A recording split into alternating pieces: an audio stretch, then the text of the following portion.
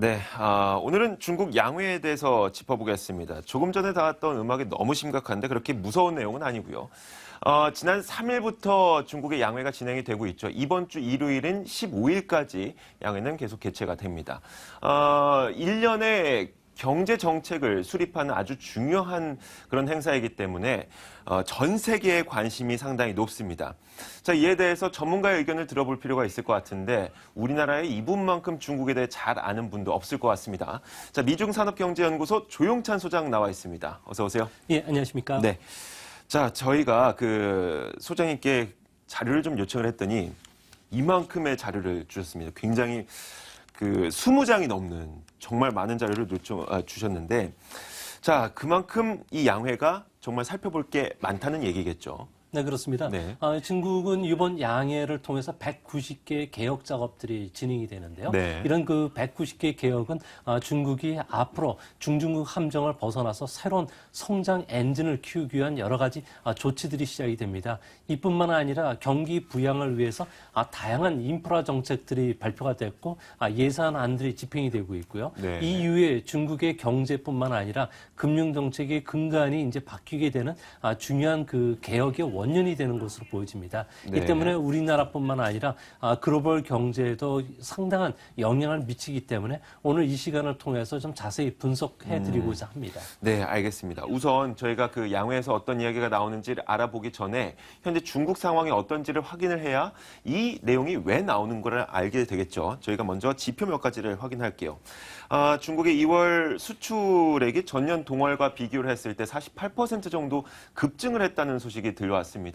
경제가 많이 회복되고 있다라고 볼 수가 있는 겁니까? 이 의미는 어떻습니까? 네, 2월 달 수치 같은 경우에는 중국 같은 경우에는 춘절 효과로 인해서 네. 상당히 왜곡 현상이 심하게 나타나는데요.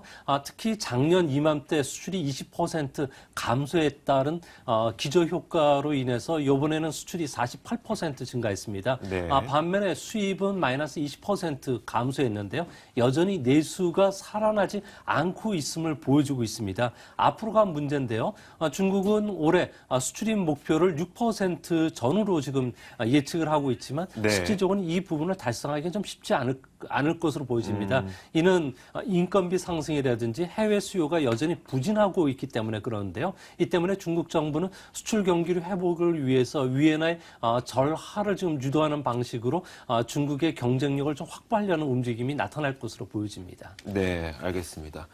자, 작년 2월에는 춘절 효과가 중국에서 나타나지 않았었나 봐요. 수출이 20% 가까이 감소했다고 하는 거 보니까 작년에 음력으로 따지다 보니까 춘절이 다른 달에 있었었나요? 아니요, 이번 같은 2월 달에 있었는데요. 네. 하지만 중국에서는 춘절이 먼저 시작이 됐을 경우에는 보통 한 3, 40일 정도는 종업원들한테 휴가를 주기 때문에 네. 그런 측면에서 먼저 찾아왔다는 측면에서 2월 달 생산 활동이 줄어들었던 영향이 있었습니다. 네, 알겠습니다.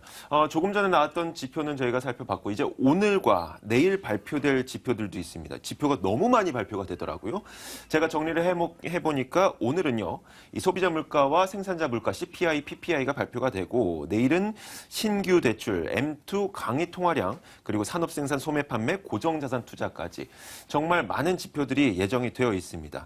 자, 이번에는 좀 어떤 지표가 결과를 보여줄지 어떻게 전망하고 계세요? 네, 제가 들어오기 전에 한 15분 전에 중국의 물가 지표가 발표됐는데요. 네. 소비자 물가 지수는 1.4%로 지난달보다는 0.6% 정도 올랐습니다. 아무래도 춘절에 따른 영향으로 인해서 네. 고기라든지 그리고 생선 같은 가격이 올랐기 때문인데요. 이제 문제는 중국의 생산자 물가 지수가 현재 마이너스 4.8%로 36개월 연속 디프레이션에 빠져 있다는 겁니다. 네. 97년 아시아 외환위기 때보다 더 심각한 상황이기 때문에 중국 정부 입장에서는 앞으로 추가 금융 완화뿐만 아니라 생산자 물가 지수를 끌어올리기 위해서 여러 가지 재정 정책을 쓸 수밖에 없는 상황입니다.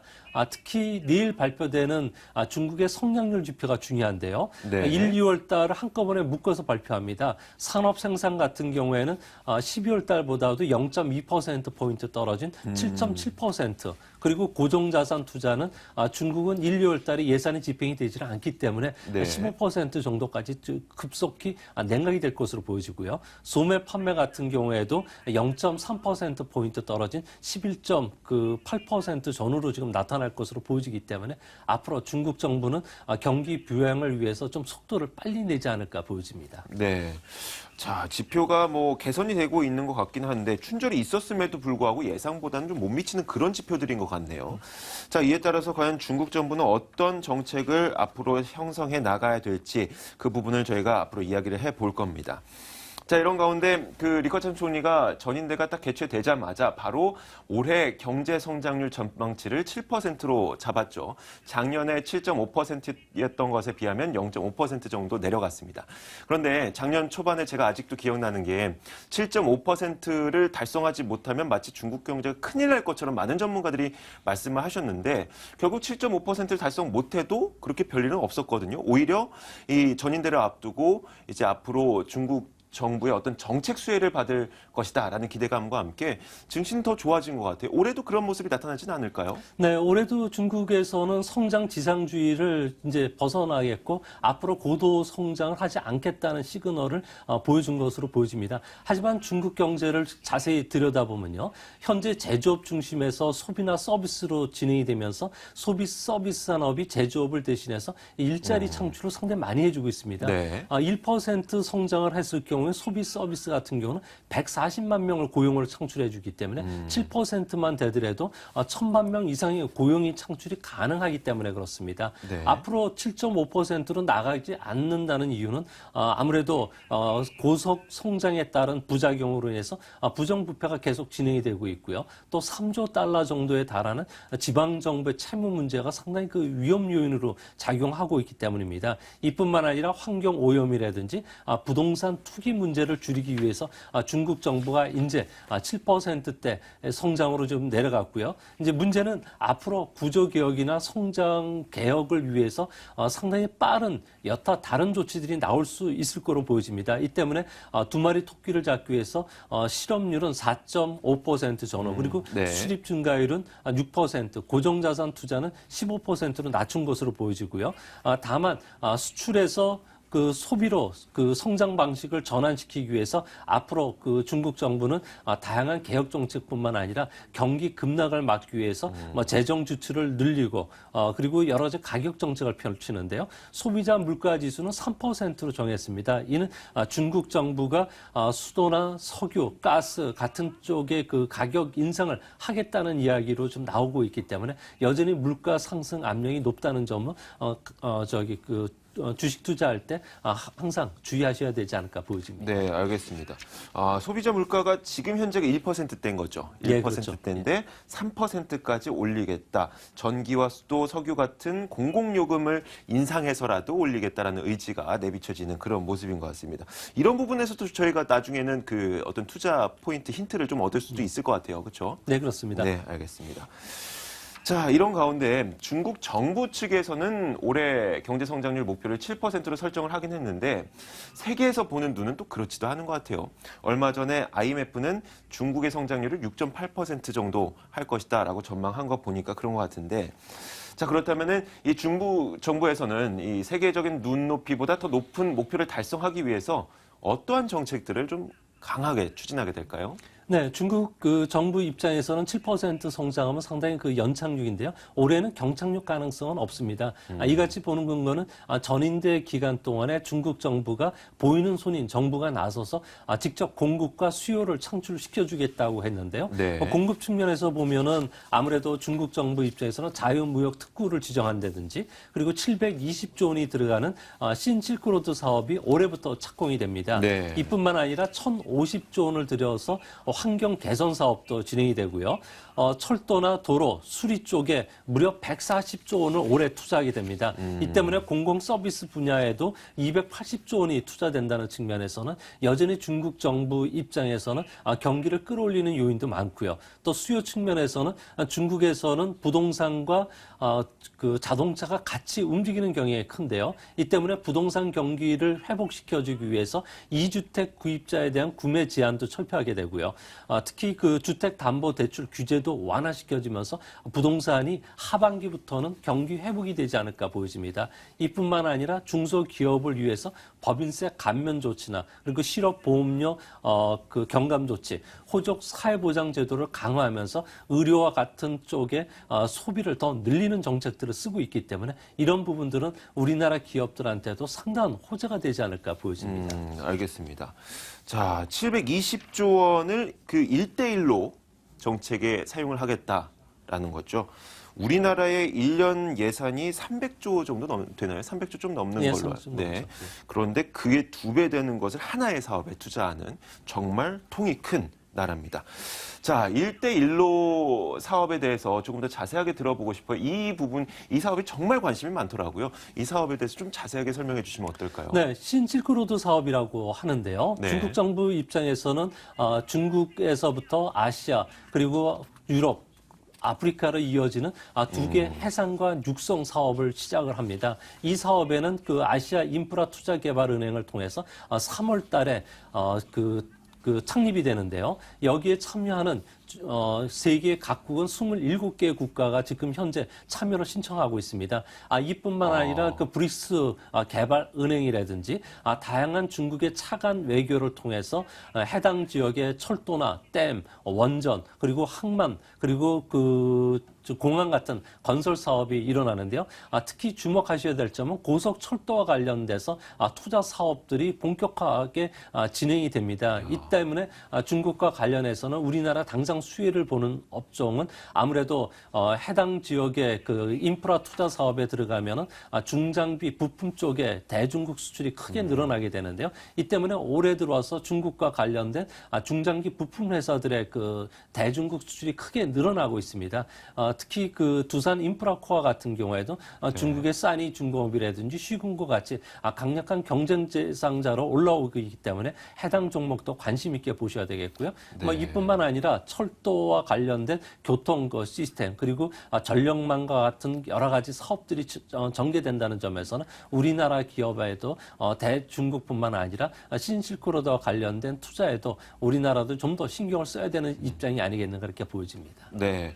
중국에서 이 1대1로 정책을 시행해서 실크로드를 만들게 되면 그 많은 중국인들도 또 일자리를 찾게 될 것이고 뭐 내수의 경기 부양도 동시에 일어날 수 있는 그런 기회가 될 것 같아요. 자, 이렇게 인프라 투자뿐만 아니라 어떤 양적 완화 정책, 뭐 요즘에 기준금리 인하라든지 뭐 지급 준비율 인하 이런 것들도 하는 것만큼 중국 경제가 이제는 좀 바닥을 치고 살아날 수 있지 않을까라는 기대감이 높게 나타나고 있는데 언제쯤 좀 회복될 수 있을까요? 네, 중국의 여러 가지 경기 선행 지표죠. 제조 PMI라든지 리커창 네. 지수로 보면은 이번 1분기 중국의 GDP 성장률은 6.9% 정도. 지난 그 4분기가 7.3이었으니까 네. 하락 속도가 좀 빨라지는 거 아니겠는가 이렇게 보여지는데요. 이는 중국이 산업 전체가 고도화됐기 때문에 그렇습니다. 예전에 10년 전만 하더라도 인프라 투자 사업에 10,000원을 투자했을 경우에는 바로 그 다음 분기부터 GDP를 8,500원 정도 끌어올리는 역할을 해줬는데요. 네. 지금은 오히려 1,500원 정도밖에 끌어올리지는 못합니다. 그래서 인프라 투자 사업이 진행이 되더라도 이런 효과들이 그렇게 크지는 않은데요. 이 때문에 중국 정부는 금리 인하라든지 전인대에서 발표될 부동산 부양 정책 그리고 인프라 투자 규제 완화가 3월 달부터 진행이 되기 때문에 시차를 두고서 하반기부터는 경기가 바닥을 치고서 분명하게 3, 4분기에는 조금 살아나지 않을까 보여집니다. 다만 이전에 봤던 V자형이나 U자형 경기 회복보다는 네. 완만한 L자형이라든지 그리고 나이키형의 그 패턴을 띠고 있기 때문에 이런 측면에서는 중국 증시 전체가 한꺼번에 살아나는 이런 모습으로 나오지는 않을 것으로 보여집니다. 알겠습니다. 자, 올해 그 양회를 통해서 많은 정책들이 계속 발표가 되고 있고요. 그에 대한 앞서 말씀하셨던 구체적인 예산까지도 다 이야기가 나오고 있습니다. 그런데 올해가 작년과 좀 다른 뭐 정책들이 있다면 그런 것들을 좀 차별화돼서 설명을 해주시는 게 좋을 것 같아요. 네, 올해 그 가장 그 중요한 정책 중에 하나가 순환형 발전 모델을 키우기 네. 위한 정책 모델이 지금 제시가 됐는데요. 이는 환경과 관련된 산업에 중국이 본격적으로 투자를 하게 됩니다.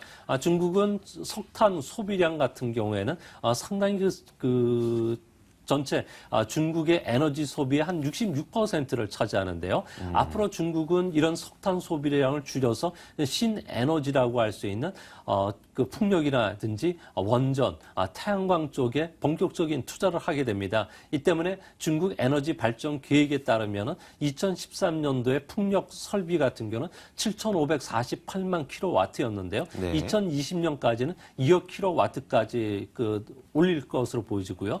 원전 같은 경우에도 2020년까지 5,800만 킬로와트까지 올립니다. 이렇게 되면 재생 에너지의 비중이 2013년도에 22%에서 30년까지는 40%까지 올라갈 것으로 보여지는데요. 이 때문에 중국의 친환경과 관련된 우리나라 수혜주로는 전기 자동차용 건전지라든지 태양전지, 풍력 발전, 오페스 처리, 공해 절감 장치 같은 종목들이 수혜를 입을 것으로 보여집니다. 그렇다면 이 재생 에너지 관련주들 가운데 저희가 이제 후광통이 시행이 되면서 직접 투자도 가능해지지 않았습니까? 거의 뭐 간접적인 직접 투자라고 할 수 있겠지만, 자, 우리나라에서 좀 어떤 기업들이 수혜를 입을 수 있을 것이고 좀 관련된 기업들 설명 좀 해주시죠. 네, 재생에너지와 관련해서 후광통과 관련해서 주목하셔야 될 점은 한능 방막 발전이라는 회사가 있습니다. 이 회사 같은 경우에는 글로벌 태양광 회사 중에서 시가총액 1위인데요. 현재 40조 원 정도가 됩니다. 중국의 기술 혁신을 이끄는 그 선도 기업인데요. 세계 2위인 그 태양광 회사인 미국의 퍼스트 솔라의 그 시가총액의 4.5배에 달하는 기업입니다. 이 회사 같은 경우는 태양전지를 비롯해서 하이엔드 장비뿐만 아니라 태양전지 모듈, 그리고 풍력 발전, 수력 에너지와 같은 재생에너지와 전반에 관련된 생산하는 기업인데요. 이 회사 같은 경우는 해외 7개 지역의 연구센터를 갖고 있고요. 그런 측면에서 이 회사 같은 경우는 중국을 대표하는 기업으로서 그 홍콩에 상장되어 있는 종목입니다. 네. 또한 동광환경이라는 회사가 있는데요. 공업 그 폐기물 처리의 그 대표적인 회사입니다. 보통 공업 폐기물 같은 경우에는 수처리와 관련해서 마진율이 45에서 한 50% 정도 달하는 회사인데요. 네. 이 회사 같은 경우는 작년에 매출액만 하더라도 그 3조 5,700억 원으로 전년 대비해서 29% 증가했고요. 시가총액은 23억 홍콩 달러로고, 그리고 월요일 날 홍콩 증시의 종가는 한 29달러로서 중국 증시보다는 한 50% 정도 저평가되고 있기 때문에 홍콩 증시에 투자하시는 전략도 좋지 않나 보여집니다. 마지막으로 중국의 상하이 전기라는 회사가 있는데요. 중국은 3세대 원전 사업을 작년에 4기를 발주했고요. 앞으로 네. 2020년까지는 20기 이상의 원전을 발주하게 됩니다. 이 회사는 원전 시장의 시장 점유율이 한 70%에 달하고요. 원전과 관련된 매출 마진율은 무려 45%에 달하기 때문에 이 회사 같은 경우는 현재 주가 12엔이면 저평가되어 있는 수준을 보여주기 때문에 장기 투자하시는 전략이 좋을 것으로 보여집니다. 끝으로 우리나라와 관련된 기업들은 13초 5개년 계획이 내년부터 중국이 들어가는데요. 여기와 관련해서 토지나 환경, 공기와 관련된 오염 방지 산업들이 크게 일어나게 됩니다. 이 때문에 대기 오염 관측 기 만드는 회사, 그리고 중국 안에서 도시가스와 관련된 북경 부스타라든지 우리나라의 그 보일러 회사들, 그리고 태양광, 풍력과 같은 미래 성장 산업들은 대중국과 관련된 진출이 앞으로는 좀 더 빨라지고 우리나라 주시장에도 큰 영향을 미칠 것으로 보여집니다. 네, 알겠습니다. 현재 중국에서 진행되고 있는 양회에서 과연 어떤 정책들이 나올 것이며 이에 따른 수혜를 받을 수 있는 종목들은 우리나라에는 또 무엇이 있고 중국에는 무엇이 있고 홍콩에는 무엇이 있는지 이야기를 쭉 다 들어봤습니다. 미중산업경제연구소 조용찬 소장과 함께 이야기 나눠봤습니다. 오늘 긴 시간 감사합니다. 예, 감사합니다.